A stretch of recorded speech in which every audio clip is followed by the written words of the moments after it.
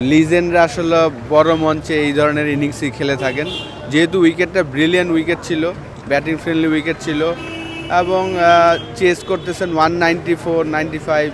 তো সেই জায়গায় একটা এক্সপিরিয়েন্স প্লেয়ার যেভাবে খেলা উচিত তা আমি ঠিক ওই ইনিংসটাই খেলেছেন।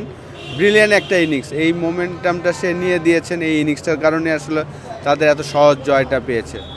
ফাইনালের মধ্যে দেখবেন অবশ্যই আমি মনে করি যে অসাধারণ একটা ম্যাচ আমরা দেখেছি। হাই স্কোরিং ম্যাচ হয়েছিল, উইকেটটা খুব চমৎকার ছিল। আমি মনে করি যে প্রত্যেকটা মানুষই এনজয় করেছেন ফাইনালটা। ডেফিনেটলি পারভেজকে চিটাগাং টিম সুযোগ দিয়েছেন এবং আমার মনে হয় যে সে সেই সুযোগগুলা শেষের দিকে কাজে লাগিয়েছেন। প্রত্যেক শুরুর দিকে যদি আপনি খেয়াল করে থাকেন যে 7-8টা ম্যাচে কিন্তু কোনো রানই করেনি, তারপরেও তাকে কোচ শন টেট তাকে অনেক অপরচুনিটি দিয়েছেন এবং শেষের 2টা ম্যাচে 70+ রান এবং একটা 40 রান করেছেন, যেটা আমার মনে হয় যে তার কনফিডেন্সটা বাড়াবেন ফিউচারে এবং যেহেতু চ্যাম্পিয়ন্স ট্রফিতে খেলতে যাচ্ছেন, পজিটিভ এটা আমি মনে করি। আলিসার না থাকাটা কি একটু ডিমেরিট পয়েন্ট? অবশ্যই চিটাগাংয়ের জন্য তো আলিস থাকলে হয়তো ডিফারেন্ট বল গেম হতে পারতো। তার 4টা ওভার, যেহেতু পুরো টুর্নামেন্টই সে অসাধারণ বল করেছেন।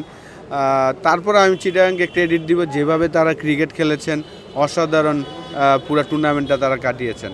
তামিমের কি ফাইনাল পেলে একটু মোটিভেশনটাও বেড়ে যায় কি?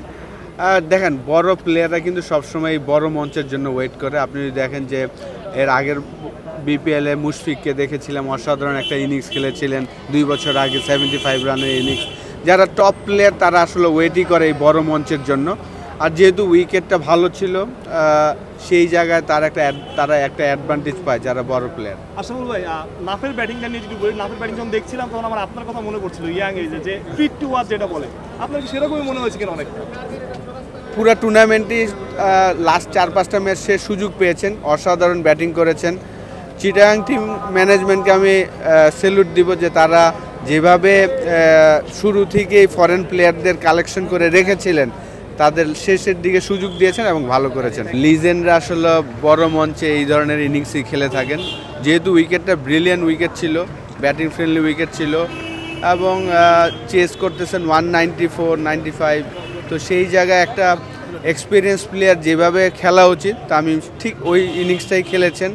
ব্রিলিয়ান্ট একটা ইনিংস, এই মোমেন্টামটা সে নিয়ে দিয়েছেন। এই ইনিংসটার কারণে আসলে তাদের এত সহজ জয়টা পেয়েছে। ফাইনালের মধ্যে দেখবেন অবশ্যই আমি মনে করি যে অসাধারণ একটা ম্যাচ আমরা দেখেছি। হাই স্কোরিং ম্যাচ হয়েছিল, উইকেটটা খুব চমৎকার ছিল। আমি মনে করি যে প্রত্যেকটা মানুষই এনজয় করেছেন ফাইনালটা। ডেফিনেটলি পারভেজকে চিটাগাং টিম সুযোগ দিয়েছেন এবং আমার মনে হয় যে সে সেই সুযোগগুলা শেষের দিকে কাজে লাগিয়েছেন।